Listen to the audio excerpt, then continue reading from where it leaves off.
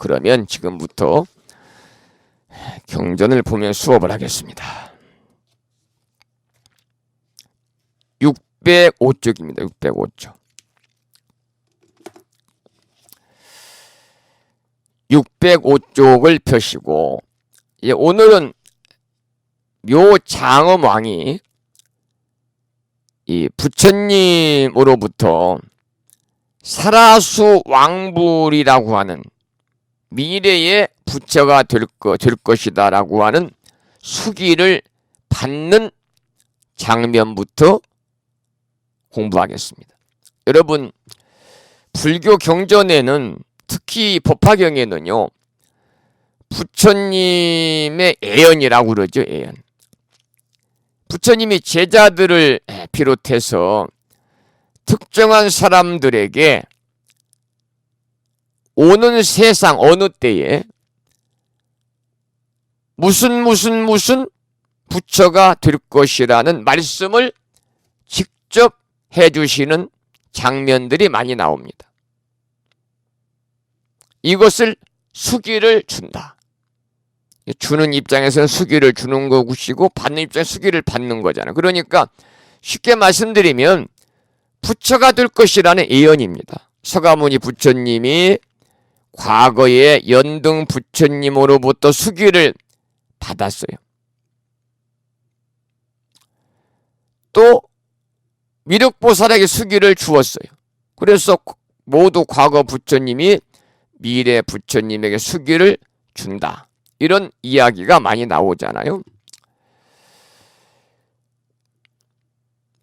특히 법화경에는 이 수기를 주는 품이 나와요. 3품에 있잖아요. 그래서 우리 다 공부했습니다마는 사리불 존자, 목건년 존자를 위시한 큰 제자, 부처님의 10대 제자뿐만이 아니라 심지어는 부처님을 시해 부처님의 목숨을 해하려 했던 제바달다에게까지도 수기를 줍니다. 또 부처님의 이모님이자 부처님을 길러준 양모이자 마하파자파티에게도 수기를 주잖아요. 그러니까 수기를 주는 것은 뭐냐면 한마디로 성부를 보장해 주는 것이다, 그런 뜻입니다. 그러니까 오로지 수행을 완성해서 깨달음을 얻어가지고 부처가 될 수 있는, 즉 가능성을 확인해 주는 거죠. 그래서 수기를 받는 것은요, 인간으로서는 가장 높은 이상을 실현한다는 의미가 담겨 있습니다. 여기가 이제 묘장엄왕이 부처님으로부터 사라수 왕부처라고 하는 그러한 수기가 이제 내려지는 장면부터 시작이 되니까요. 경문을 함께 읽어보겠습니다. 이때 운례음수 왕화지 부처님께서 사부대중에게 말씀하셨느니라. 그대들은 이 묘장엄왕이 내 앞에 합장하고 서 있는 것을 보는가? 이 왕이 나의 법 가운데서 비구가 되어 부지런히 수행하면서 부처님의 도법을 돕다가 당내에 성불하여 이름을 사라수 왕불이라 하리라. 국토의 이름은 대광이요 겁의 이름은 대고왕이니라. 그 사라수 왕불에게는 한량없는 보살 대중과 한량없는 성문이 있으며 국토는 평평하고 반듯하리니 공덕이 이러하니라. 이게 바로 수기를 내리신 그러한 내용이죠. 그런데 당내에 성불한다 그랬습니다. 당내는 반야 내세, 미래세 성불한다. 수기에 관한 얘기가 나왔고요. 그 다음에 넘겨서 왕이 이제 출가해서 수행하다. 이 내용을 보겠습니다. 함께 경문을 읽어보지요. 606쪽입니다. 그 왕이 즉시 나라 일을 아우에게 맡기고 부인과 두 아들과 여러 권숙들과 함께 불법에 출가하여 도를 닦았느니라. 왕이 출가하고 나서 8만 4천 년 동안 부지런히 정진하여 묘법연화경을 수행하다가 그 뒤 일체 정공덕 장엄 삼매를 얻었느니라. 여기서 말하는 그 왕이라고 하는 것은 묘장엄왕입니다.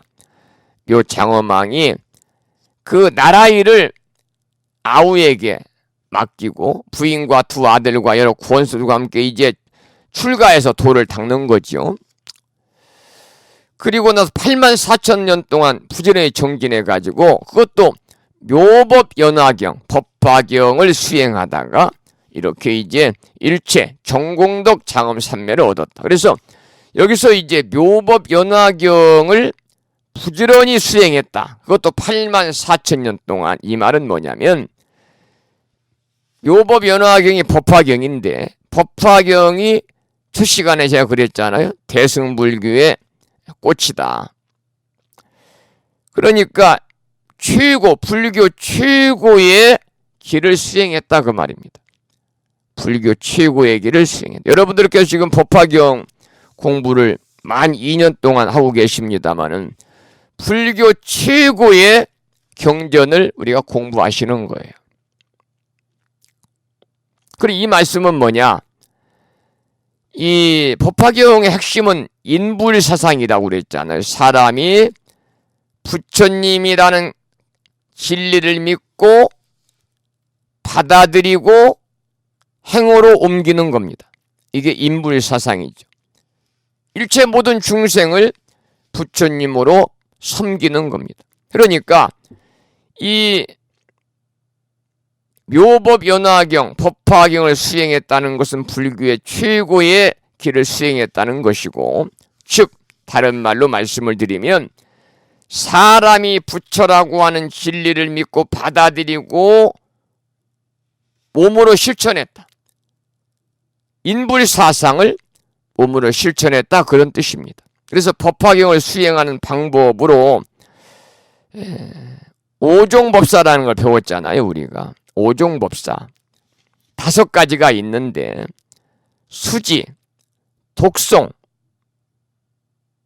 그리고 해설, 서사, 이게 이제 오종법사입니다. 그래서 이 법화경을 받아 지니고 읽고 외우고 남을 위해 설명하고 책으로 널리 펼치는, 즉 사경이라든지 또는 법화경 경전을 이렇게 만들어서, 또 만들 수가 없으면 법화경 경전을 구입을 해서 다른 사람들에게 이렇게 보시하는 거, 이런 것들이 바로 법화경 수행을 하는 방법이다. 법화경 수지, 독송, 그리고 수지, 그리고 읽고 외우고 또 남을 위해 설명하고 책으로 널리 펼치는 5가지가 법화경 수행의 방법이다, 그런 말씀이고. 그런데 여기서 법화경 수행의 핵심은 뭐냐? 거듭해서 이제 강조하고 있지만은 모든 사람을 부처님으로 받들어 섬기는 겁니다. 모든 사람을 부처님으로 받들어 섬기는 것. 이 길만이 바로 우리가 살아가는 행복한 삶을 살아가는 하나의 길이다, 이런 말씀인데, 지금 법화경을 오늘까지 91회 91번에 걸쳐서 약 150시간 동안 우리가 늦은 밤에 정말 탁마하면서 우리가 정진을 했습니다. 그러면 이 정도 이제 법화경 공부하고 경전을 읽고 함께 강의를 들으셨으면 여러분들의 가치관이, 여러분들의 그 삶 자체가 바뀌어야 됩니다. 여러분들의 마음, 여러분들의 말, 여러분들의 생각, 여러분들의 행위, 법화경을 공부하기 전과는 판이하게 달라져야 됩니다. 어떻게 달라져야 되느냐? 먼저 여러분 자신이 부처님이 되셔야 됩니다. 그럴 때 모든 사람들을 부처로 섬길 수 있는 그러한 행위, 또렷이 나오는 거죠. 그렇게 여러분들이 법화경 강의를 2년 동안 열심히 지금 공부를 하신 분들은요, 아마 많은 여러분들의 이 생각, 행 이런 게 달라졌을 겁니다. 또 말 한마디를 하더라도 항상 여러분들이 부처님 법안에서 부처님다운 그러한 표현을 하셨을 거예요. 법화경을 공부했는데 집에서 부부간에 갈등을 겪고 내가 이해하지 못하고 상대방이 아무리 나에게 심한 그러한 자극적인 메시지를 주더라도요, 내가 상대방을 부처님으로 섬기면 됩니다. 그러면 하심하는 마음을 가지니까, 내 자신이 부처니까 끝없이 인욕바라미를 행하면서 하심하면요, 상대방이 나한테 어떠한 스트레스를 줘도 편안하게 그 관계를 이어갈 수가 있어요. 그래서 법화경 공부를 2년 했어요. 여러분들이 가정에서 부부간에 갈등이 있어서 안 됩니다. 여러분이 가정에서 큰 소리 내도 안 됩니다. 주변 분들과 갈등, 또 여러 가지 부작용, 소원해지는 관계가 있어서 안 됩니다. 법화경을 공부 2년 동안 했으면 여러분들이 먼저 우리 스스로 다 부처의 삶을 살아가야 되고, 더불어서 내 가족, 내 남편, 내 아내, 내 부모, 내 자식, 일가, 친척, 주변 모든 분들을 일체 중생을 부처님으로 받아들이고 부처님이라는 진리를 믿고 여러분들이 실천으로 옮기고 부처님으로 섬기는 그런 마음을 가지고 우리가 살아갈 때 그 삶이야말로 진정으로 참된 행복이 아니겠는가, 그런 말씀이 있죠. 자, 그러면 607쪽에 두 아들은 아버지의 선지식이다. 그러니까 아버지가 나이가 많다고 해서 선지식이 아닙니다. 두 아이들이 비록 자식이지만은 그 아버지한테 선지식이다, 그 말이죠. 여기 나오는 이 두 아들은 우리가 여기서 일찍이 이제 공부를 했습니다마는 정장, 정안이라는 그 이름을 가진 아들들이잖아요. 경문을 읽어보겠습니다. 607쪽입니다.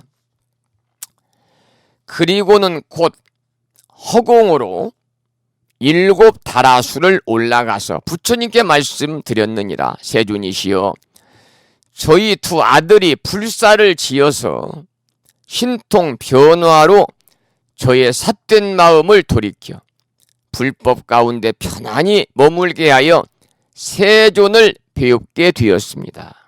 이 두 아들은 저의 선지식입니다. 숙세의 선근을 일으켜 저를 이익해 하려고 저희 집에 태어났습니다. 부모가 자식을 이렇게 선지식으로 여기고 부처님께 말씀드리기가 쉽지 않잖아요. 그러니까 이 왕도 묘장엄 왕도 대단한 분이죠. 자신의 두 아들을 바로 선지식이라 그랬습니다. 아주 참 멋지고 훌륭한 그런 아버지입니다. 우리가 아버지나 선생님처럼 또 절에 가면은 큰 스님들처럼 윗사람이 선지식이 한다는 법은 어디에도 없어요. 아들도 선지식이요, 손자도 선지식이요, 남편도 아내도 선지식이 될 수 있습니다. 저는 출가한 승려지만 아까 제가 말씀을 드렸잖아요. 연ung 스님의 행을 보고 연ung 스님이 나의 선지식이구나, 그런 생각을 했어요. 왜? 나의 마음을 일깨워 줬기 때문에. 사람들은 누구나요, 물질 앞에서는 욕심이 있어요. 그래, 돈 앞에서는 부모 자식도 없고 돈 앞에서는 형제도 없다는 말이 있잖아요.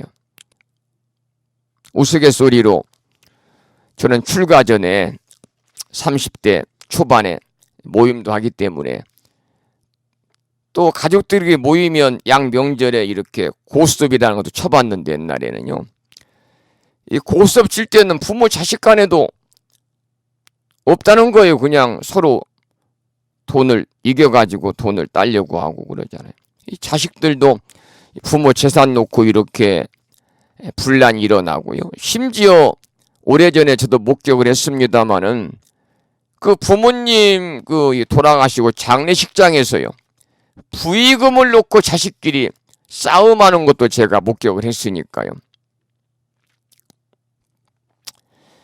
그런데 연흥스님의 그러한 휴양의 마음, 나누고 부처님께 공양 올리는 그 마음을 보고서 연흥스님이 나의 선지식이구나. 왜냐하면 오늘 연흥스님이 이 소승의 마음을 일깨워 주었기 때문에 그래요. 그러니까 자신의 마음을 일깨워 주는 사람이면 누구든지 선지식입니다.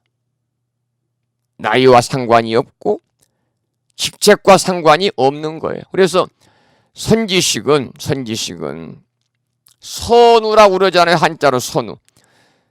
이 착갈선자 버두자를 해서 착한 벗이다 그런 뜻입니다. 착한 도반이다. 착한 여기서 우는 친구 벗우자지만 도반 버부를 이야기합니다. 착한 버부요 착한 도반이다. 우리가 선지식할 때 지식은 어떤 것을 안다는 뜻이 아닙니다. 여기서는 서로 아는 사이라는 뜻입니다. 서로 아는 사이. 그러니까 선지식은 한마디로 정의를 하면요. 부처님의 가르침으로 인도하는 덕이 높은 스승이 부처님의 가르침으로 인도하는 덕이 높은 스승을 얘기하는데 꼭 스승만이 아니고 자신의 마음을 일깨워주는 사람이면 나이와 직책에 상관없이 성별에 상관없이 모두 다 선지식이다 그 말이죠. 그래서 묘장엄함이 이렇게 열린 마음을 가지고 있기 때문에 쉽게 교화가 될 수 있었던 것입니다. 저는 이번 신천지 교회 이 일들을 지켜보면서 언론에 신천지 교회에 관해서 날마다 인터넷에 올라오고 유튜브에 올라오고 뉴스 시간마다 그냥 보도를 하잖아요. 참 종교도 선택을 잘해야 되겠다. 우리가 하나님 말씀을 전하는 기독교를 믿는 크리스찬이라면 거기에서도 이제 우리 불교에서 말하는 정법도량과 사법도량이 있듯이 그야말로 하나님 말씀을 제대로 전하고 하나님 말씀대로 사랑을 실천하고 펼치는 그러한 교회를 선택해야 되고 절에 다니셔도 마찬가지다 그 말이죠. 절에 가셔도 올바른 정법도량을 선택을 하셔서 여러분들이 신행생활을 할 때 무언가 여러분들의 삶에 지혜가 생기고 그 지혜를 바탕으로 해서 일상의 삶이 행복하고 또 우리가 생을 마감하고 나서는 지금 우리가 살아서 행복은요 잠깐의 행복입니다. 일순간의 행복이에요. 사후에도 행복할 수 있는 길이 있잖아요. 불교에서는. 그것이 바로 뭐냐? 열반이고 해탈이고 성불이잖아요. 깨달음이잖아요.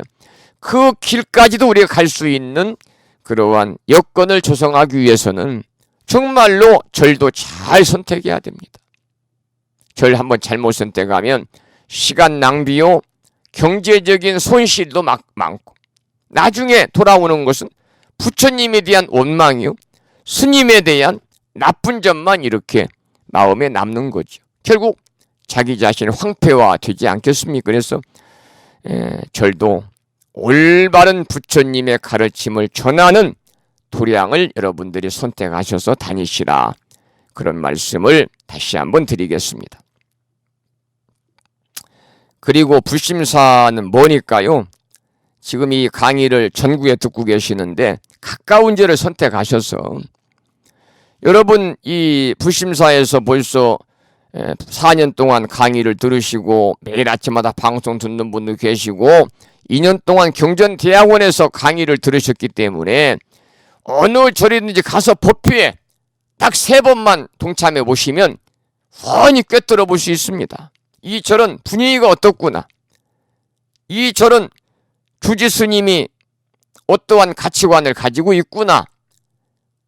이 절은 다닐 수 있겠구나, 다니면 안 되겠구나. 그런 판단이 적어도 2번 내지 3번만 법회에 참석하면 여러분들은 꿰뚫어 볼 수 있는 그러한 전부 다 직견을 갖고 계세요. 그러니 여러분들이 바로 가서 그냥 신도 등록하지 말고 2~3차례 법회에 동참을 하시고 나서 결정을 하셔도 무난하고, 결정하는 과정에서 좀 갈등이 초래되면 저한테 연락하시면 제가 상담을 통해서 함께 고민하고 함께 좋은 방향으로 길을 찾을 수 있는 그런 인연을 만들어 가도록 그렇게 하겠습니다. 어쨌든 열린 마음을 가지고 있어서, 우리 사람은요 열린 마음을 가지고 있어야 됩니다. 그런 사람들이 부처님 가르침도 쉽게 받아들일 수 있는 것이고, 그런 사람들이 자기 자신을 낮추고 하심과 방아창을 통해서 다른 사람을 부처님으로 받들어 섬기는 그러한 인불사상을 행으로 옮길 수 있는 거죠. 우리가 주변에 보면은요, 이 좋은 모습, 멋진 모습만이 아니라 나쁘고 험악한 모습으로 나타나서 깨우침을 주는 선지식도 많아요. 여러분, 이번 코로나19 갑자기 확진자가 지금 2,000명 훨씬 넘었습니다만, 제 생각 같아서는 5,000명, 10,000명 나올 것 같아요. 그런데 신천지 이 교회를 보면서 거기에 그 이만이라고 하는 총회장, 그분을 교주라고 부르대요. 교주. 그분의 행을 이렇게 유튜브나 또는 언론을 통해서, 또 전에 신천지 교회에 다니다가 이렇게 나온 사람들, 그 굴레에서 벗어난 사람들의 그러한 증언을 이렇게 여러 차례 들었는데요. 그 이만희 교주도 나에게는 선지식이다, 그런 생각을 했어요. 왜냐하면 그분의 잘못된 이 신앙생활, 그분의 잘못된 그러한 신앙 공동체 운영, 이런 걸 통해서 이런 건 잘못됐는데 이렇게 하지 않아야 되는데, 그렇게 이제 다시 우리가 배울 수가 있거든요.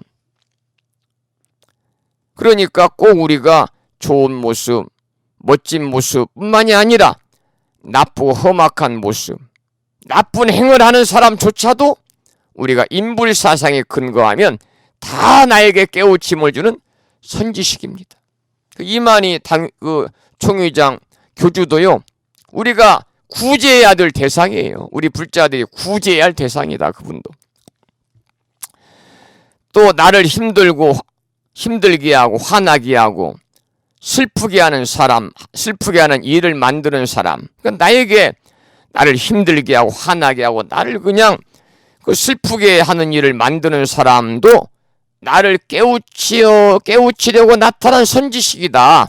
이렇게 우리 법화경 공부하신 분들은 그렇게 생각하셔야 되는 거죠. 그러니까 여기 예가 나왔잖아요. 내가 차를 운전하고 있는데 운전 습관이 아주 나쁜 사람이 계속 끼어들면서 왔다 갔다 할 수 있습니다. 그리고 나는 급하게 가야 되는데 비켜주지 않으면서 천천히 가는 사람을 만날 수 있습니다. 그럴 때는 빵빵 계속 하고 쌍라이트를 켰다 켰다 하지 말고, 또 유행하고 추월하려고 하지 말고, 저 차를 운전하는 분은 나에게 인내심을 가르쳐주기 위해서 잠깐 동안 길을 가는 과정에 선지식으로 나타난 분이구나, 이렇게 생각하라는 거죠. 이런 자세를 가질 줄 아는 것이 또한 올바른 불자다, 그런 말입니다. 오늘 아까 오후에 이 노보살님, 노거사님 따님 이렇게 다녀갔다는 말씀을 드렸는데, 어떻게 오셨습니까? 그랬더니 차를 운전하고 왔다고 그래요. 그래서 차 가지고 왔다고 그래서 다 두 양반이 79살이라고 그러니까 노인들이잖아요.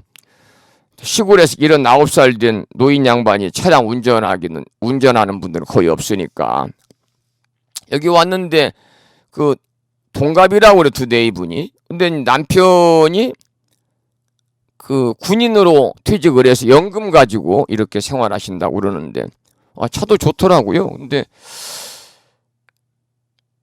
여기 와서 앉아 계시는데 중간에 일어나세요. 스님 밖에 서 있으랍니다. 다리를 펴들 못해요, 남자가. 79인데. 근데 반면에 보살님도 79인데 그분은 뭐 건강하시더만요. 남자들이 쉽게도 아픈 것 같아요. 그래서 남자들이 평균 수명이 여자보다 6살 이상 빨리 세상을 떠나지 않습니까? 그래서 그분하고 대화 중에 그런 얘기를 했어요. 사실은 연세가 많으면 이 시골에서 운전을 안 하셔야 되는데 웃으면서 왜요? 그래서 제가 가끔 읍내에 나갑니다만 가다 보면은 세워라 내워라 60km 가야 되는데 그냥 25km 30km로 그냥 가는 분이 있어요. 뒤에 오는 차는 신경도 안 써요. 그러다가 방향을 전환할 때는 방향 전환 지시등 깜빡이라고 그러잖아요. 깜빡이도 안 켜고 그냥 확 또 돌려요. 그래서 가다가 그분을 어느 분인가 하고 딱 쳐다보면은 대부분 연세가 많으신 시골의 어르신들이에요. 제가 아유 대단하십니다. 저는 이제 나이도 젊은데 사실 읍내에 나가는 것도 운전하기가 어떤 때는 좀 겁나고 해서 될 수 있으면 차량을 이동을 하지 않는데 대단하시네요. 하지만 연세가 많으시니까 항상 안전운행하세요. 그런 말씀을 제가 드렸거든요. 그러니까 우리가 운전하고 가다가 그렇게 천천히 간다든지 또 보복 운전도 많잖아요. 그래서 그런 분들은요. 운전하는 사람이 나에게 잠깐이라도 선지식으로 나타나셨구나 그런 생각을 하면 보복 운전을 하지 않고 또 많이 배우고 또 평소에는 그 인격을 갖춘 사람처럼 점잖으시다가도요. 운전대만 잡으면 입에서 그냥 육두문자가 쏟아져 나오는 그 남자들도 많습니다. 한 가정에 가장이요, 아이들의 아버지요, 한 여인의 남편인 분들도요. 또 연세 들으면 또 손주들의 할아버지이면서도 평소에는 근엄한 척, 점잖은 척, 인격을 갖춘 척 하면서도 차량 운전대만 잡으면은 다른 사람이 천천히 가거나 빨리 추월하거나 들으면 입에서 육두문자가 튀어나오는 분들, 이런 분들은 사실은 불교의 육바라밀 중에 인욕바라밀을 좀 이게 무엇인가 인욕바라밀이 인욕이 강조를 하면서 좀 교육을 시켜야 되는데 그럴 수 있는 또 기회가 안 되니까요. 심지어 그런 분들까지도 전부 도로에서 잠깐 나에게 나타나 주신 나의 선지식이구나 이런 자세를 법화경을 공부한 사람이라면 가져야 된다. 그게 법화행자다. 바로 그런 말씀이죠. 608쪽에 두 아들의 덕행 경문을 읽어보겠습니다. 그때에 운례 음수 왕화지 부처님께서 묘 장엄왕에게 말씀하셨느니라. 그러하니라 그대가 말한 바와 같으니라.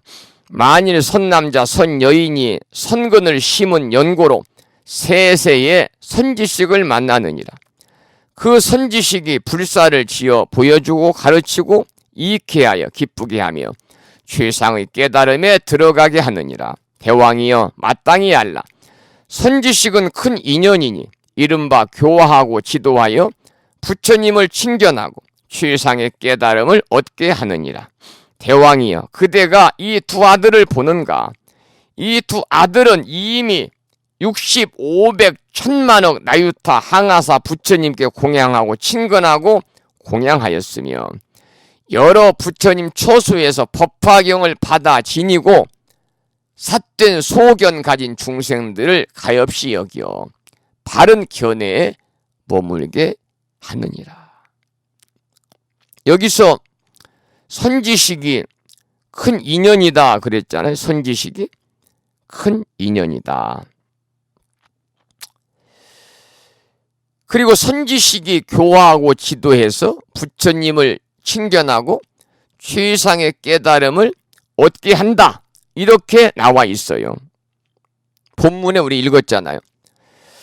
가족관계로 만나는 것도 좋은 인연이고 큰 인연이지만 사실 영원한 삶을 통해서 보면 정말 불교를 만나고 부처님을 만나고 법화경을 만나는 것이 가장 큰 인연이요 좋은 인연이라고 생각을 해야 한다 그 말입니다. 내 자녀다, 내 밑에 있는 사람이다, 혹은 나와 비슷한 사람이라고 생각하는 마음을 가지게 되면은 나도 모르게 그 사람들을 무시하거나 또는 가볍게 여기는 마음이 생길 수 있습니다. 그러면 손해가 많이 생기는 거죠. 그러나 반대로 내 주변의 모든 사람을 스승으로 또 내 주변의 모든 사람을 선지식으로 받아들일 줄 아는 자세가 된다면 이익이 참으로 크다는 거죠. 우리가 항상 귀를 기울여서 나를 깨우치는 것이 무엇인가 찾는 자세를 취하는 것이 불자의 올바른 자세다. 이렇게 말씀을 드리겠습니다. 선지식은 우리 도처에서 날마다 만날 수 있습니다. 그런데 우리가 그 사람이 선지식인지를 모르고 지나쳐서 그렇죠. 도처에서 나를 깨우쳐주는 사람들은요, 도처에서 만납니다. 어린아이들도 어린아이들의 행을 보면서 어린아이들의 그 말하는 그 내용을 통해서 어린아이지만 나의 마음을 일깨워주면 그 아이가 바로 나의 선지식입니다. 나보다 못 배우고 나보다 덜 갖고 하는 사람들도요, 나보다 직책이 낮고 나는 사장이요, 또 그 사람은 내가 밑에 있는 부하 직원이라 할지라도 그 부하 직원을 통해서 그 부하 직원이 나의 마음을 일깨워 준다면 그 부하 직원이 바로 사장님의 선지식이 될 수 있죠. 법화경을 공부한 사람만이 바로 이러한 열린 마음을 가지고 받아들일 수가 있는 것이죠. 그리고 이제 바른 견해에 머문다라고 마지막에 나와요. 부처님 처수에서 법화경을 받아 지니고 삿된 소경 가진 중생들을 가엾이 여겨 바른 견해에 머물게 하느니라. 사실 사람에게 재산이나 지위나 명예가 있고 없는 것이 중요한 것이 아니라 정말 중요한 것은요, 눈이 밝아야 한다는 겁니다. 눈이 밝아야 된다. 살림에는 눈이 보배라는 말이 있듯이 인생을 살아가는데 정말로 소견이 보배입니다. 그 소견은 삿된 소견이 아닌 바른 소견이어야 됩니다. 그러니까 바른 소견보다 더 중요한 것은 없다고 그러잖아요. 그러기 위해서는 먼저 삶에 대한 안목이 있어야 된다. 안목이. 그 안목에 따라서 삶을 살아가는 방식이 달라지고 결정이 되기 때문에 그렇죠. 그래서 이 두 아들, 묘장엄왕의 두 아들, 정장과 정안 두 왕자는 잘못된 소견으로 불행한 삶을 사는 중생들을 가엾게 생각을 했던 거죠. 자, 그 다음에 넘기겠습니다. 610조 부처님을 찬탄하고 소원을 세우다. 함께 경문을 읽어보겠습니다. 묘장엄왕이 허공중으로부터 내려와 부처님께 말씀드렸느니라. 세존이시여, 열애께서 매우 희유하십니다. 공덕과 지혜로 말미암아 정상의 육계 광명이 환히 비치시고 눈이 길고 넓으며 검푸른 빛이십니다. 미간의 백호가 달과 같이 희고 치아는 희고 가지런히 항상 광명이 있습니다. 입술은 붉고 아름다워 빈바의 열매와 같습니다. 그때 묘장엄왕이 부처님의 이렇게 한량 없는 백천만억 공덕을 찬탄하고는 열애의 앞에서 일심으로 합장하고 다시 부처님께 말씀드렸느니라. 세존이시여, 예전에 없던 일입니다. 열애의 법은 헤아릴 수 없이 미묘한 공덕을 구족하게 성취하였으므로 그 가르침의 실천은 편안하고 즐겁고 좋습니다. 제가 오늘부터는 다시 마음대로 행하지 않겠습니다. 삿된 소견과 교만한 버릇과 성내는 등의 나쁜 마음을 내지 않겠습니다. 이렇게 말하고는 부처님께 예배하고 떠났느니라. 그 본문 중에 세 번째 줄에 정상의 육계 광명이 환히 비치시고 그랬습니다. 여기서 이제 육계라고 하는 것은 상투계자. 그래서 부처님의 우리가 머리를 보면요, 머리 위에 혹처럼 살이 올라온 곳이 있어요. 또 머리뼈가 튀어나오기도 합니다. 이것은 뭐냐면 육계는 지혜를 상징하는 것이거든. 다른 말로는 불정, 부처불자 정수리정자, 불정, 정수리정자 상투계자라서 정계 이렇게도 합니다. 그 다음에 다섯 번째 줄에 입술은 붉고 아름다워 빈바의 열매와 같습니다. 빈바는 뭐냐면 그 인도에서 나오는 고무의 원료가 되는 열매나무가 빈바입니다. 빈바. 자, 여기서 이제 본문에 보면은요, 그런 문구가 나와요. 열애의 가르침을 실천하는 것은 편안하고 즐겁고 좋다, 그런 말이 나오잖아요. 열애의 가르침을 실천하는 것은 제일 밑에 줄입니다. 열애의 법은 헤아릴 수 없이 미묘한 공덕을 구족하게 성취하였으므로 그 가르침의 실천은 편안하고 즐겁고 좋습니다. 그러니까 열애의 가르침을 실천하는 것은 편안하고 즐겁고 좋다 그랬어요. 그러니까 어떤 가르침이든지 그것이 참된 가르침이라면 이와 같아야 되는 거죠. 가르침을 따르는 것이 힘들고 까다롭고 어렵다면 크게 마음을 내어야만 실천할 수가 있겠죠. 그런 가르침은 피하고 싶은 마음이 먼저 들 수가 있습니다. 그래서 가르침은 항상 편안하고 또 즐겁고, 그래야만이 그 가르침을 따르는 사람이 쉽게 마음을 내고 실천에 옮길 수 있다 그 말이죠. 자기 자신의 분수를 따르고 인연을 따르며 근기에 따라 생하라.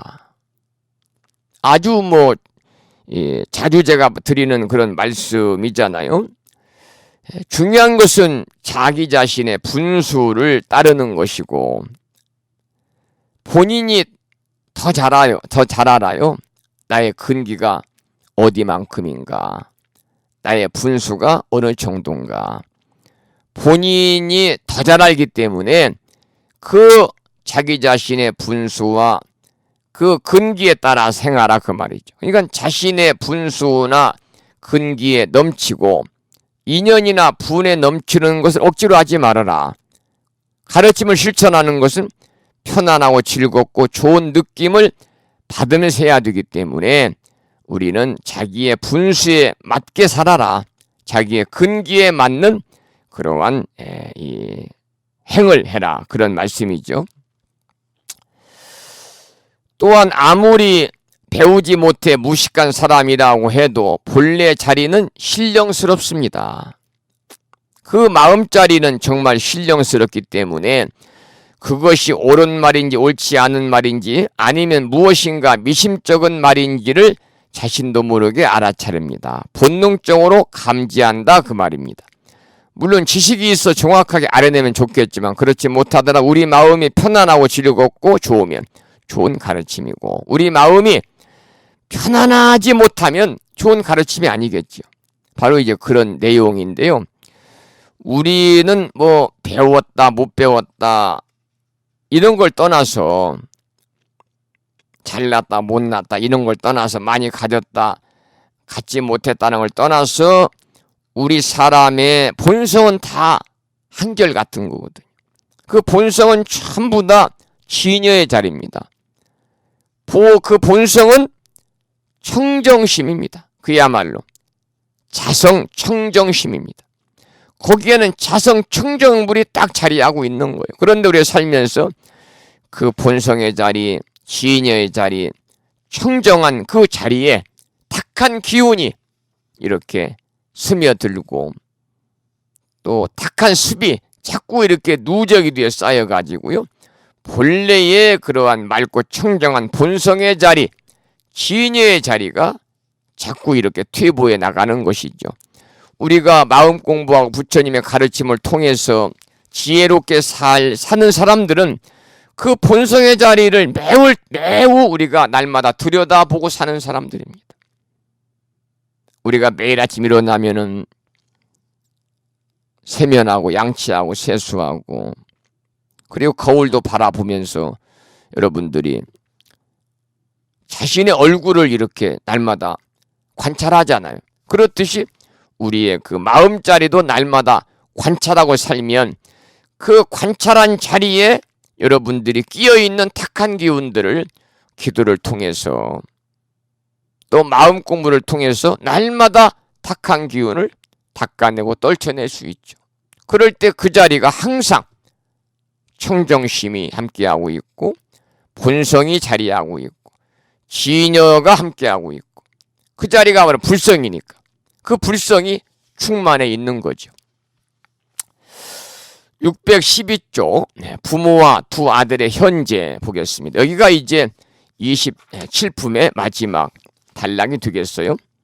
612쪽 경문을 함께 읽어보겠습니다. 부처님께서 대중들에게 말씀하셨습니다. 어떻게 생각하는가? 묘장엄왕은 다른 사람이 아니라 지금의 화덕보살이요. 정덕부인은 지금 내 앞에 있는 광조 장엄상 보살이니라. 묘장엄왕과 모든 권속들을 어여삐 여기어서 저 가운데 난 것이니라. 그 두 아들은 지금의 야광보살과 약상보살이니라. 이 야광보살과 약상보살은 이러한 큰 공덕을 성취하고는 한량없는 백천만억 부처님이 계신 곳에서 모든 덕의 근본을 심고 불가사의한 여러 선근 공덕을 성취하였느니라. 만약 어떤 사람이 이 두 보살의 이름을 아는 이가 있으면 모든 세간의 천신과 사람들이 또한 마땅히 예배할 것이니라. 부처님께서 이 묘장엄왕 본사품을 설하실 때에 84,000 사람들이 번뇌를 멀리하며 때를 여의고 여러 가지 법 가운데서 법의 눈이 청정함을 얻었습니다.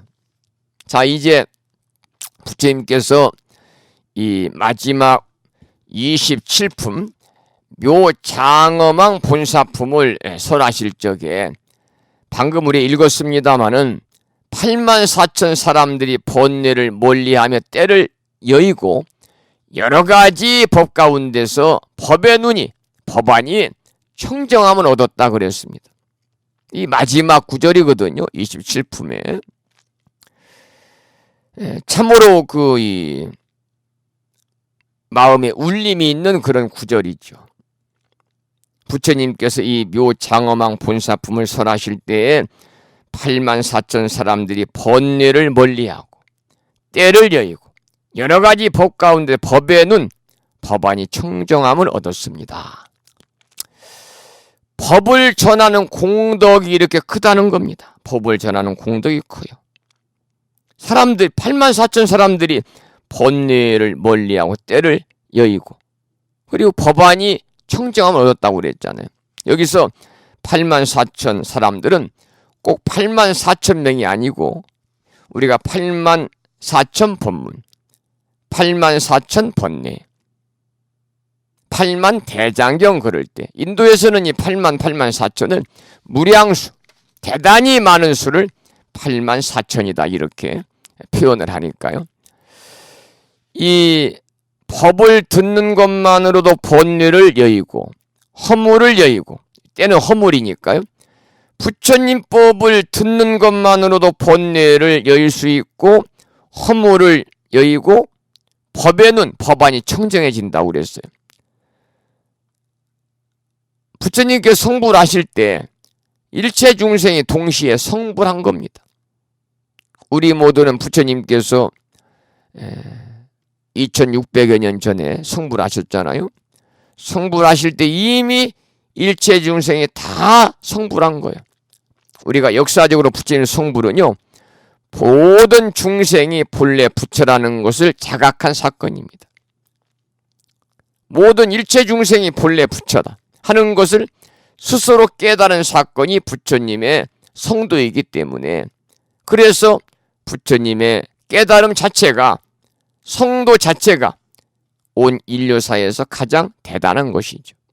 그래서 아인슈타인을 비롯한 미래학자들이 인류의 희망이 불교에 있다고 강조하는 것도 바로 이런 차원이다 그 말입니다. 그래서 부처님께서는요, 화엄경에 그런 말이 나오잖아요.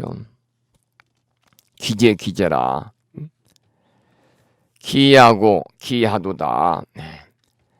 내가 깨닫고 보니 일체 중생이 모두 다 부처가 될 수 있는 불성, 성품을 지니고 있는데, 정작 불성을 지닌 중생들이 자신이 불성을 가지고 있는 부처가 될 수 있다고 하는 그런 사실을 알지 못한다.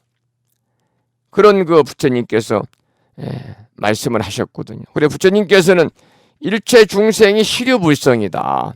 일체 중생이 개유불성이다. 그래서 일체 중생은 모두가 다 부처가 될 수 있는 그러한 성품을 가지고 있다. 열반경에서 그렇게 말씀을 부처님께서는 하고 계시잖아요. 그래서 불성이란 말이 사실은 구체적으로 최초로 언급된 경전이 열반경이거든요. 열반경에서 일체 중생이 시류불성이요 라는 말이 열반경에 등장을 하거든요. 일체 모든 중생에게는 부처의 성품이 있다. 그런 말이죠. 그런데 미혹해서 자신이 부처가 될 성품을 가지고 있다는 사실조차도 모르고 사는 것이 바로 우리 중생들의 삶이다. 그렇게 이제 말씀을 드릴 수가 있어요. 여기까지 해서 제 27품을 이제 공부를 했습니다. 자, 615쪽 조금만 더 하고 마치겠습니다. 그래야 다음 주 수요일날 편안하게 종강할 수 있을 것 같아요. 28품입니다. 보현 보살 권발품. 야, 이제 드디어 보현보살님이 나와요. 이게 여러분 잘 아시다시피 불교에 4대 보살이 나오잖아요. 문수사리보살, 대행보현보살, 대비관세음보살, 대원지장보살, 마살. 이 네 분이 대승불교의 4대 보살입니다. 문수보살은 대지문수보살 그러죠. 우리가 절에 가서 이제 예불 모실 때, 또 사시 불공 드릴 때 예참을 하잖아요. 예참, 지심정례, 공양, 또 지심 규명례 그럴 때 거기에 4대 보살에 대해서 우리가 예를 갖추고 큰 절을 올리고 공양 올리잖아요. 그 중에 첫 번째 우리가 예를 올리는 그 대상이 바로 누구냐면, 첫 번째 올리는 대상이 바로 문수사리보살, 문수사리보살이 나오죠. 문수사리보살. 지심정례 공양, 대지 문수사리보살, 대행보현보살, 대비관세음보살, 대원 본존 지장보살 마살. 이게 4대 보살입니다. 그래서 문수보살은 예참에 나오는 것처럼 대지문수사리보살. 그래서 대지, 큰 지혜로 무명의 중생들을 깨달음으로 이끄시는 보살님이세요. 그리고 대행보현보살, 큰 행, 한량없는 큰 행원으로 10가지 큰 행원을 세우신 보살님. 대비관세음보살, 대비, 큰 자비심으로 중생을 구제하시는 관세음보살님, 대원본존 지장보살, 모든 중생을 구제하기 전에는 결코 성불하지 않겠다는 비원을 세우신 분이기 때문에 우리는 지장보살을 대원본존 그러잖아요. 그래서 대지문수 사리보살, 대행보현보살, 대비관세음보살, 대원본존 지장보살을 우리는 대승불교의 4대 보살이다, 이렇게 우리가 부르고 있어요. 그런데 이 지장보살과 관세음보살과 지장보살님이 짝을 이루고 있어요. 짝이 되고 문수보살과 보현보살이 짝을 이룹니다. 그래서 절에서도 이렇게 삼존볼 모실 때 부신마다 그렇습니다만 중앙에 서가모니 부처님을 주불로 모시고 좌우에 이제 관세음보살, 지장보살을 모시거든요. 아미타 부처님을 이렇게 주불로 모실 때는 좌우에 또 문수, 보현을 모시잖아요. 그 짝을 이루는 거죠. 그런데 법화경의 법표를 시작하는 서품에, 법화경 첫 번째 서품에 문수보살이 등장을 했어요. 기억나십니까? 문수보살은 지혜를 뜻하는데 모든 것을 정확하게 관찰하시고 바로 알고 꿰뚫어 보는 것이 지혜입니다. 그러니까 모든 존재의 실상이 무엇인가, 우주의 존재 원리가 무엇인가를 꿰뚫어 보는 것, 또 이 세상에서 일어나는 모든 일들이 어떤 모습을 하고 있는지를 꿰뚫어 보는 것이 지혜거든요. 이와 같은 지혜가 있어야 소중한 인생을 참답게 살 수 있음을 일깨워주기 위해서 서품에 문수보살이 등장을 했다, 이렇게 볼 수가 있고요. 또 법화경이 이제 중반에 접어들면 우리가 공부 다 했습니다. 미륵보살이 이제 등장을 하는데, 미륵보살은 자비의 상징이고 희망의 상징입니다. 자씨, 미륵, 존불 이렇게 부르는데, 앞으로 오는 세상에서 부처님이 되신다고 하는, 그러니까 당내물이죠. 앞으로 오는 세상에서 부처님이 되신다고 하는 당내 하생불, 바로 그러한 희망을 주는 부처님입니다. 그러니까 우리의 희망이고 우리의 꿈이 바로 미륵보살이죠. 우리 모두가 부처님이 된다는 꿈을 미륵보살에 실어가지고 의미를 부여한 것이죠. 그리고 이제 법화경을 처음에 서품에서는 문수보살이 나오고 지혜의 상징이죠. 중간부에서는 자비의 상징이고 희망의 상징인, 우리의 희망이 뭡니까? 오는 세상에 다 우리가 다음 생에 부처님 되는 거잖아요. 그러한 희망과 꿈을 주는 분이 바로 미륵보살인데, 그리고 이제 법화경을 마무리하면서 마지막 품인 28품에서는 보현보살이 등장합니다. 보현보살은 행을 실천으로 옮기시는 분이죠. 행을 중요시하는 분. 여러분들이 절을 많이 다니고 오래 다니고 불교 경전을 공부하고 불교 대학원을 졸업하고, 이것도 중요하지만 배운 만큼, 절에 다닌 만큼 올바른 행을 해야 됩니다. 누구처럼? 보현보살처럼.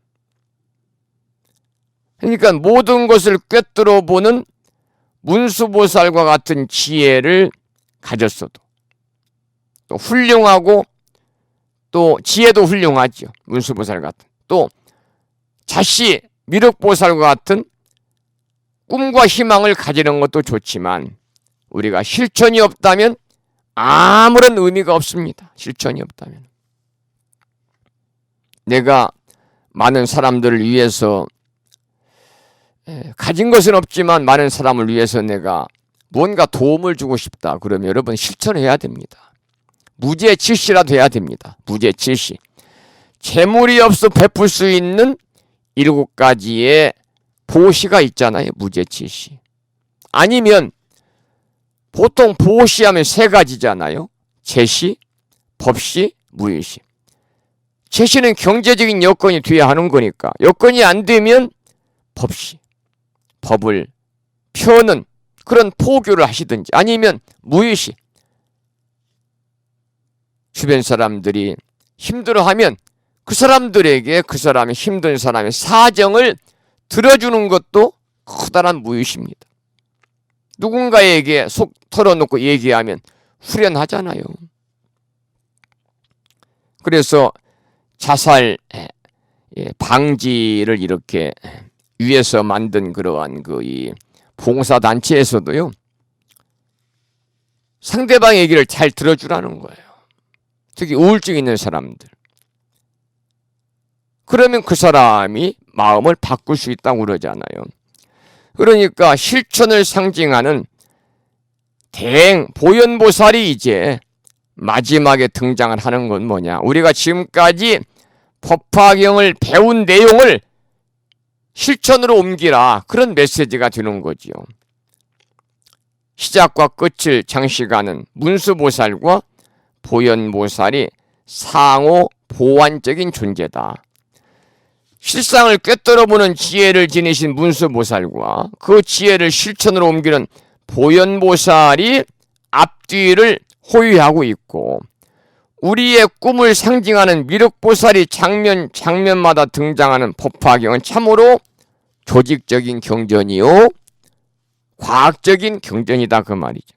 그리고 우리 불자들이 일반적으로 신행 생활하면서 가장 많이 의지하고 기도하는 대상이 관세음보살과 지장보살이거든요. 관세음보살은 여러분 아시다시피 현세적인 소원을 성취해 주는 분이고, 지장보살은 이 육신을 벗고 난 다음 세계, 소위 유명세계를 보장해 주는 보살이기 때문에 이토록 관세음보살, 지장보살이 서로 상호 보완적인 관계를 가지고 있다. 그래서 우리는 이 법화경을 통해서 우리가 이루어야 할 꿈이 무엇인지도 알았고, 그 꿈을 실현할 수 있는 근거도 우리가 알게 되었죠. 그것이 바로 뭐냐면 오늘 공부했던 문수보살의 지혜와 그리고 미륵보살의 희망과 그리고 또 보현보살의 실천행위다 그 말이죠. 이것을 꼭 우리가 기억을 하셔야 됩니다. 그래서 법화경 전체에 처음부터 끝까지 한결같이 우리들에게 주는 메시지는요, 모든 존재는 본래 부처라는 겁니다. 모든 존재는 본래 부처다. 여러분도 본래 부처님이요, 저도 본래 부처님인데 우리가 미혹해서 미혹한 중생이라서 무명에 가리워서 부처라는 사실조차도 까맣게 잊고 중생 노름하면서 살아가고 있는 것이죠. 그래서 우리가 본래의 그러한 부처의 자리를 차지해야 된다. 그러기 위해서는 부단히 우리들이 수행 정진하고 마음 공부를 해서 본래의 불성의 자리, 본래의 그러한 자성의 자리, 본래의 진여의 자리, 본래의 본성의 자리에 여러분들이 그 본래 청정함을 되찾기 위해서 부단히 우리가 정진하고 탁마해야 된다 그런 말씀이죠. 탁마는 갈고 닦는 거잖아요. 617쪽에 보현보살이 영축산에 오다. 거기 한번 읽어보겠습니다. 조금만 더 하죠. 본문 한번 읽어보겠습니다. 그때의 보현보살이 자지한 신통의 힘과 위덕과 잘 알려진 이름으로 한량없고 그지없고 일컬을 수 없는 대보살들과 함께 동방에서 나오는데, 지나오는 국토마다 모두 다 진동하고 보배 연꽃을 비내리며 한량없는 백천만억의 갖가지 풍악을 연주하였습니다. 또 수없는 천신용, 야차, 건달바, 아수라, 가루라, 긴나라, 마우라가와 사람과 사람 아닌 이들의 대중들에게 둘러싸여 각각 위덕과 신통의 힘을 나타내면서 사바세계의 기사굴산 중에 이르러서 석가모니 부처님께 머리를 숙여 예배하며 오른쪽으로 7바퀴를 돌았습니다. 이제 보현보살이 이제 마지막에 등장을 하고 계세요. 영축산에 오셨어요. 지금부터 이제 보현보살이 자지한 신통의 힘과 위덕의 힘으로 영축산에 와가지고요, 법화경을 찬탄하고 나도 법화경을 수호하면서 법화경을 널리 펼치겠다는 서원을 세우는 모습이 여기에 나오는 겁니다. 그러면서 이제 법화경을 얻을 방법을 부처님께 문수보살이 물어보는 단락이 나옵니다. 그 단락 618쪽인데 경문을 읽어보겠습니다. 그리고 부처님께 말씀드렸습니다. 세존이시여, 제가 보위 덕상왕 부처님 국토에 있으면서 멀리 이 사바세계에서 법화경을 말씀하시는 것을 듣고 한량없고 그지없는 백천만억 보살 대중들과 함께 와서 듣고자 합니다. 원컨대 세존께서 말씀하여 주십시오. 만일 선남자 선여인이 열애가 열반하신 뒤에 어떻게 하면 이 법화경을 만날 수 있겠습니까? 그러니까 뛰어나고 희귀한 가르침을 담고 있는 법화경을 부처님께서 열반하신 뒤에도 내가 널리 많은 사람들에게 전하려면은 어떻게 해야 되겠느냐, 이걸 부처님께 묻고 있는 거죠. 부처님의 바른 법이 오래도록 널리 전해지고 또 보다 더 많은 사람들이 제도받기를 바라는 마음에서 보현보살이 이렇게 세존이시여, 선남자 선여인이 열애가 열반하신 뒤에 어떻게 하면은 이 법화경을 얻을 수 있겠느냐고 간곡하게 여쭙는 장면이죠. 거기에 부처님께서 보현보살에게 4가지 방법을 성취하면 내가 열반한 뒤에도 이 법화경을 만날 수 있다, 그렇게 말씀하셨어요. 그 내용이 619쪽 법화경을 얻을 4가지 조건입니다. 거기까지만 함께 읽어보고 공부하겠습니다. 부처님께서 보현보살에게 말씀하셨습니다. 선남자 선여인이 4가지 법을 성취하면 열애가 열반한 뒤에 이 법화경을 만날 수 있느니라. 하나는, 잘 들으십시오, 중요한 내용입니다. 잘 함께 읽어보겠습니다. 하나는 부처님들의 혼념함이요, 둘은 여러 가지 덕의 근본을 심는 것이요, 셋은 바로 결정된 종류에 들어가며, 넷은 모든 중생을 구하려는 마음을 내민이라. 선남자 선여인이 이렇게 4가지 법을 성취하면 열애가 열반한 뒤에 반드시 이 경을 만나게 되느니라. 그러니까 부처님들을 혼념하고 여러 가지 덕의 근본을 심고 바로 결정된 종류, 정정취에 들어가고 모든 중생을 구하려는 마음을 내면은 열애가 열반에 든 뒤에도 반드시 법화경을 만날 수 있다 라고 부처님이 보현보살에게 구체적으로 말씀하신 내용이죠. 3번째 보면은 바로 결정된 종류, 정정취라고 말이 나와요. 바를 정자, 정할 정자, 취자는 모이다 할 때 모일 취자입니다. 그래서 불법을 바르게 수행해서 성불이 결정된 사람들이 모인 단체를 얘기합니다. 불법을 바르게 수행해 성불이 결정된 사람들이 모인 걸 얘기하죠. 이 4가지를 이제 법화행자의 4대 강령이라고 불러도 좋을 만큼 중요한 내용입니다. 첫째는 여러 부처님들의 혼념함이다 그랬잖아요. 우리가 부처님을 찾지 않아도요, 여러 부처님께서 항상 우리를 염려하고 감싸고 보호해준다, 그 말입니다. 또한 본래부터 부처인 내 마음이 항상 나를 지켜보고 있다, 이 말입니다. 내가 선이 아니라 악을 행해도 부처인 내 마음이 항상 지켜보고 있어요. 여러분들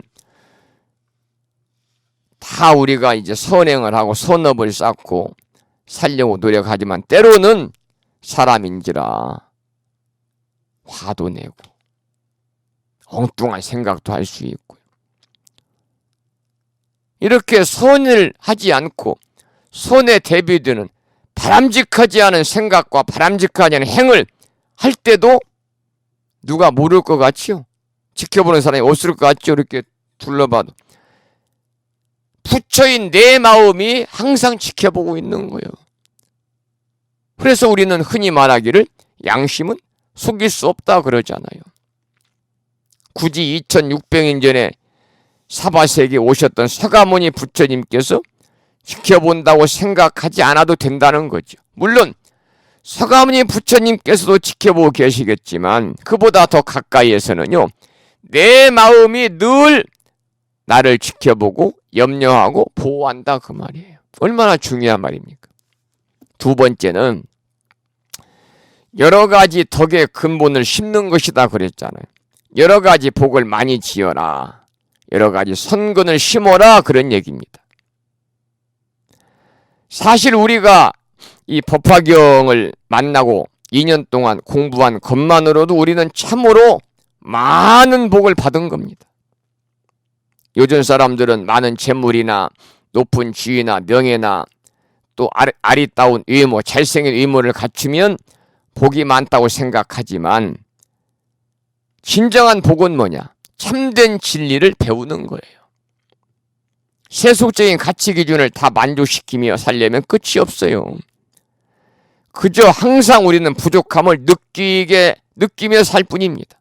세속적인 가치 기준으로 다 만족하고 살려면 항상 부족함을 느낄 수밖에 없습니다. 의식주 문제는 그저 몸이 아프지 않고 굶지 않고 내 몸 하나 누일 자리만 있으면 되는 거죠. 그래서 성인의 가르침을 만나서 환희하고 기뻐하고 삶의 보람을 느끼는 것이 참된 복입니다. 우리는 성인의 가르침을 만나서 이렇게 법화경을 91회에 걸쳐서 약 150시간 동안 2년에 걸쳐서 우리가 공부를 했습니다. 91번 동안 성인의 가르침을 만나서 우리가 환희하는 시간을 이 야밤에 갖고 계신 거죠. 이런 삶이 그러면서 삶의 보람을 느끼잖아요. 그것이 바로 참된 복이다. 이것을 우리는 청복이다 그렇게 말합니다. 청복이다. 우리가 살면서 의식주 문제 제일 중요한 것은 몸이 안 아파야 되고 굶지 않고 요즘에 굶는 사람은 없지요. 50평 아파트에 살으나 15평 연립에 살으나 누우면 딱 한 평짜리에 누워요. 한 평에. 비싼 침대에 누워도 딱딱한 전기장판에 누워도 잠잘 때는 똑같아요. 우리가 의식주 문제는 그렇게만 우리가 여건을 갖추어도 충분하다 그 말이죠. 그러나 더 우리가 중요한 것은 성인의 가르침을 만나서 우리가 환희하고 기뻐하며 사는 것이 바로 참된 보람을 느끼는 복이더라. 이걸 청복이라고 그러죠. 세 번째는 결정된 종류에 들어가는 것이다. 이것이 정정취다. 아까 말씀을 드렸죠. 바를 정자, 고유할 정자, 모일 지자. 다시 말하면 아까 말씀을 드린 거죠. 성불이 결정된 사람을 말하는 거죠. 성불이 결정된 사람. 거기에 들어가야 된다. 사정취라는 것이 있어요. 간사할 사자인데요. 삿된 가르침을 믿는 겁니다. 삿된 가르침. 부정취는 뭐냐? 무엇이 옳고 그른지 분명하게 결정하지 못하는 사람을 얘기하는 거죠. 그러니까 부정취는 아직 정해져 있지 않다는 말이고 정정취는 바르고 확고하게 결정된 상태다. 그런 의미가 있죠. 다시 말해서 불심이 아주 견고해가지고 결코 흔들리지 않을 확고부동한 믿음을 가진 사람을 우리가 뭐라고 그러느냐? 정정취다 그래요. 결정된 종류에 들어간다. 이 취는 모일치자라고 그랬잖아요. 모임이라는 뜻이 있는데 바른 가르침을 펴는 사람이나 모임과 함께하라. 그러니까 바른 가르침을 펴는 사람이나 모임과 함께하라 그 말입니다. 우리가 삿된 가르침에 빠져들게 된다면 여러분 한번 생각해 보십시오. 삿된 도량, 사법 도량에 가서 여러분들이 이상한 이 부처님 말씀과 거리가 먼 그런 행을 한다든지, 물론 그렇게 시행착오를 겪고 이 시간 함께하는 분도 계실지 모르겠습니다만은, 여러분들이 정법이 아닌 부처님의 가르침이 아닌 그 사법을 여러분들이 열심히 행으로 옮긴다고 해도 그것이 무슨 공덕이 있겠습니까? 그래서 중요한 것은요, 부처님 정법으로 차근차근 바른 방향으로 우리가 수행하고 정진하고 탁마하는 것이 가장 좋은 일이죠. 그래야 우리가 열애가 열반한 후에도 부처님 말씀처럼 법화경을 만날 수 있는 거죠. 여러분은 모두 다 이런 행을 하셨기 때문에 금생에 법화경을 만나서 2년 동안 법화경자의 삶을 살아오신 거예요. 네 번째는 모든 중생을 구하려는 마음을 내라. 중요한 말씀이죠. 우리가 성인의 가르침을 만나서 바르게 사는 것에 대한 긍지와 자부심, 그리고 소신을 가지게 되었을 때는 그 가르침을 다른 사람에게도 전하려고 하는 마음이 자연스럽게 우러나야 됩니다. 그것이 바로 중생을 구하려는 마음이거든요. 좋은 법표가 있다, 좋은 가르침이 있다, 좋은 책이 있다면 자꾸 여러 사람들에게 권선하고 그들을 이끌어서 마침내는 그들을 구하는 겁니다. 그러니까 여러분 다니는 절에 법표가 있으면, 좋은 법표가 있으면, 법표도 좋은 법표가 있고요, 그냥 그저 그런 법표도 있겠지요. 스님들의 가르침도 좋은 가르침이 있고 그저 그런 가르침도 있고, 스님이 법표 중에 항상 보시, 현금 보시, 재물 보시, 절에 무슨 불사에 동참이나 하라고 그러고, 스님이 법회 중에서 세속적인 얘기나 하고 정치 얘기나 늘어놓고, 그런 건 좋은 법표가 아니고 좋은 가르침이 아니죠. 여러분들께서 그런 좋은 가르침과 좋은 법표가 있는 절에 다니시면요, 주변의 도반들을 잘 이끌으시고, 또 좋은 부처님 말씀이 담긴 책이 있으면 다른 사람 한 권 사서 이렇게 보시도 하고요. 그럴 때 이제 주변 사람들을 끌어내서 마침내 그들을 구하는 것, 그것이 바로 뭐냐?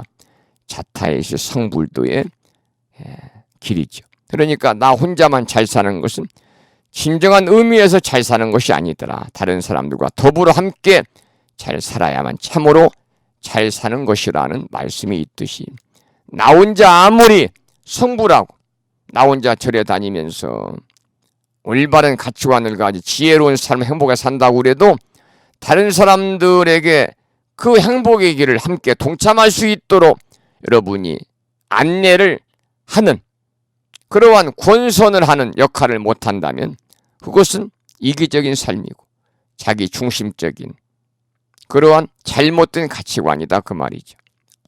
그래서 여기서는 뭐라고 그랬느냐, 얼마나 이 내용이 중요하면 지금까지 공부한 법화경의 내용을 다 잊어버려도 좋으니까 이 네 가지만 기억해라. 그러면 모든 것을 성취할 수 있다 그랬어요. 그 네 가지가 뭐냐면 부처님께서 보현보살에게 말씀하신, 내가 열반한 뒤에 법화경을 만달려면 이 네 가지 법을 성취해라. 첫째, 부처님들의 혼념함이요. 둘째, 여러 가지 덕의 근본을 심는 것이요. 셋째, 바로 결정된 종류에 들어가는 것이요. 넷째는 모든 중생을 구하려는 마음을 내라, 그렇게 말씀하셨습니다. 이 중요한 내용이니까 마음에 담아서 행으로 옮기셔야 됩니다. 실천으로 꼭 옮기시기를 부탁을 드리고요. 621쪽부터는 다음 시간에 3월 3일 날 종강을 하면서 92번째 시간이자 법화경 마지막 강의 시간에 하겠습니다. 621쪽은요, 돌아오는 3월 3일 날 92번째 수업 시간에 공부를 하도록 하고요. 9시 50분이 이제 거의 되었습니다. 늦은 시간까지 함께 공부하시느라고 고생하셨고요. 또 늦은 시간에 늦게 출석하신 분이 계신지 출석부 점검을 해보도록 하겠습니다. 이번에는 출결사항을 제가 철저하게 적어놓고 있으니까요. 그래도 감사한 것은 2년 동안 참 여러 가지로 여건이 힘들 텐데도 불구하고 한 번도 빠짐없이 출석하신 분이 13분이 되시고 3번 이내로 결석하셔서 정근의 대상이 되는 분 17분, 30명이 개근 정근을 받게 됩니다. 또 개근 정근 상을 받지 못하는 분들에게는요 21명이거든요. 정진상을 드리려고 제가 준비를 했습니다. 서울에 살고 계시는 천광거사님께서 사정상 조금 늦었습니다. 죄송한 어르신 천광거사님 출석하셨고요. 결석하신 분 불러보겠습니다.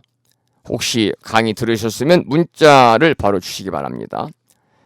경상남도 창원시의 보월심 법부님 결석하신 아직도 병원에 입원 치료 중이신가요? 빠른 쾌유와 건강 회복을 또 기도드리겠습니다. 경기도 화성시의 인경화 법부님 오늘 결석하셨습니다. 서울의 도심거사님께서도 오늘 결석하셨네요. 3분 결석하셨고 오늘까지 91회에 걸쳐서 만 2년 동안 오늘이 만 2년 되는 날입니다. 지난 2018년 3월 달에 수업을 시작을 해서 2월 말이니까 만 2년이 됐죠. 그리고 오늘까지 이 법화경 학원을 끝내지 못해서 이제 다음 주 수요일 3월 3일 날 한 번 더 하겠습니다. 그때가 이제 92회가 되겠습니다만 지금까지 약 150시간에 걸쳐서 함께 법화경을 공부하면서 본래 나는 부처다.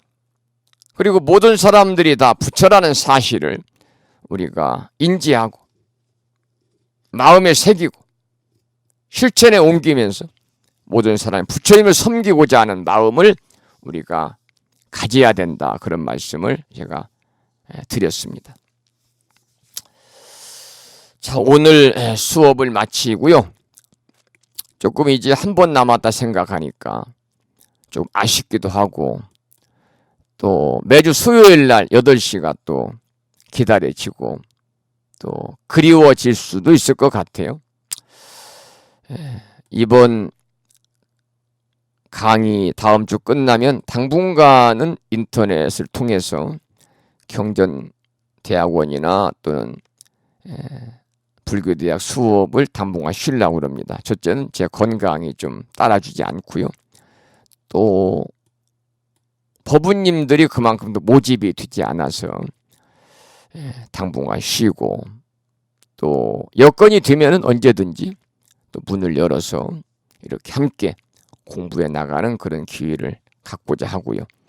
아까도 제가 말씀을 드렸습니다마는 경전대학원 졸업식을 3월 28일 날 봉행하기로 하고 이미 식장이나 또 그날 점심 공양도 다 주문을 했습니다마는 지금 온 나라가 코로나19로 인해서 아주 심각한 단계에 들어섰습니다. 그래서 오늘까지 1200, 1300명에 가까운 확진자가 나왔는데 앞으로 1000명, 2000명 뭐 어느 그 의학 전문 기자는 뭐 10,000명까지도 불어날 수 있다. 그런 정말 그 이 무서운 말씀을 하셨는데요. 상황이 상황인 만큼 다음 주 수요일 날 오전까지 지켜보고 결정을 하겠습니다. 다음 주 수요일 날 수업 시간에 여러분들에게 말씀을 드리겠습니다. 그래서 정 여의치가 않으면 마스크 쓰고 졸업할 필요는 없잖아요. 또 함께 이제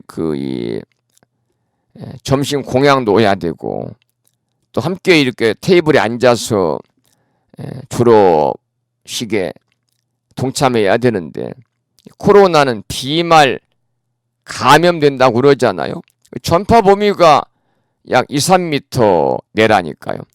뭐 앉아있으면 전부 다 그 상황이 되지요. 그래서 가까운 거리에 대화한다든지 가까운 거리에서 우리가 우리말 반야신경도 외워야 되니까 또 경전을 우리가 봉독한다든지 또는 뭐 서가모니를 정건을 한다든지 그러면 입에서 그냥 이 기침이나 재채기를 하지 않아도 그냥 비말 감염이 일어날 수 있으니까요.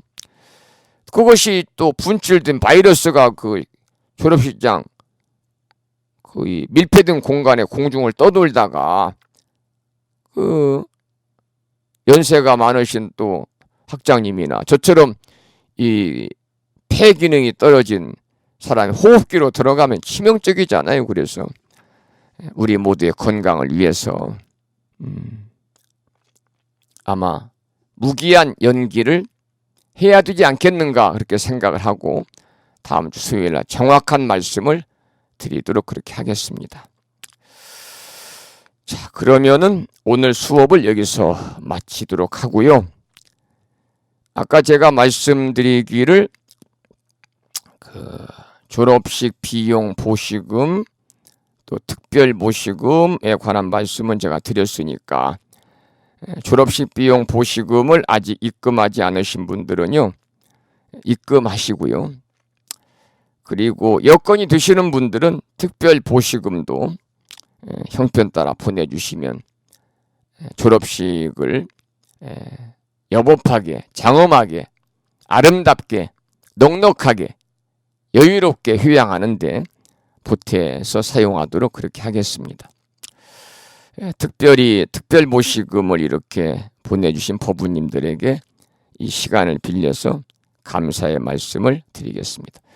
제가 이 졸업비용 보시금이나 특별 보시금을 보내주신 분들은 한 분도 빠지지 않고 이 통장 관리는 통장은 학생회장이 창법보사님이 갖고 계세요. 창법보사님 인출도 하고 이제 그러는데 이 등록할 때 제가 가서 해가지고요. 우체국에서 입금하면 저한테 문자가 오기 때문에 제가 가장 먼저 볼 수 있거든요.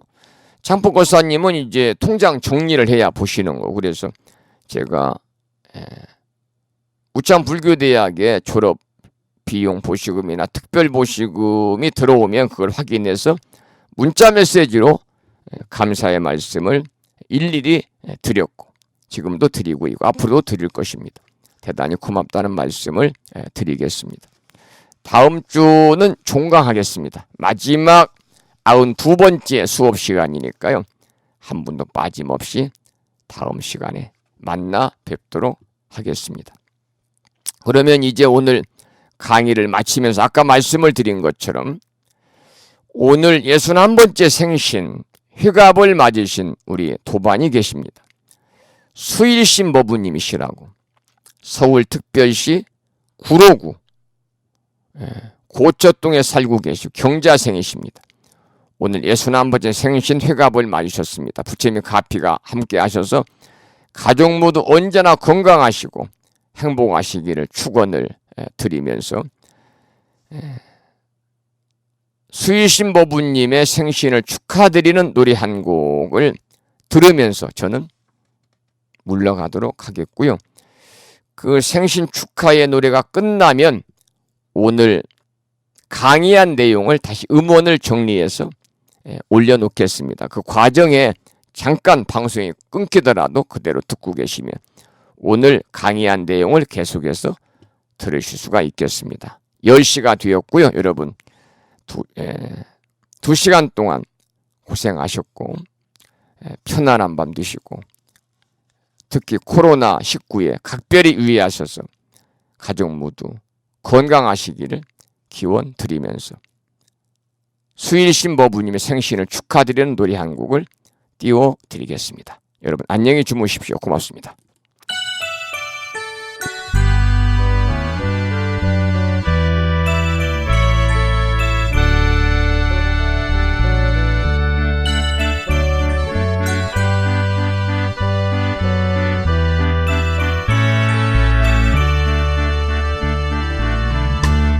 피어난 꽃잎처럼 황홀한 그대, 꿈처럼 사랑처럼 곱게 피어나 오늘 여기 촛불 아래 축복을 드리네. 영원토록 고운 마음 그대로 살아요. 영원토록 아름다운 그대로 살아요. 생일 축하합니다. 당신의 생일을 생일 축하합니다. 당신의 생일을 아침 햇살 이슬 먹은 눈부신 그대, 비바람 성가셔도 어여삐 피어나 오늘 여기 그대 위해 축복을 드리네. 영원토록 고운 마음 그대로 살아요. 영원토록 아름다운 그대. 아까 말씀드린 내용을 정정하겠습니다. 다음 주 수요일은요 3월 3일이 아니라 음력이 2월 초 사흘 날이고요. 제가 날짜를 잘못 봤군요. 음력은 2월 초 열흘 날이고요. 양력은 3월 4일 날입니다. 마지막 수업은 92번째 수업 시간이고요. 다음 주 수요일 날 3월 4일 날 만나 뵙겠습니다. 잘못돼서 정정해 드립니다. 3월 4일 날 만나겠습니다.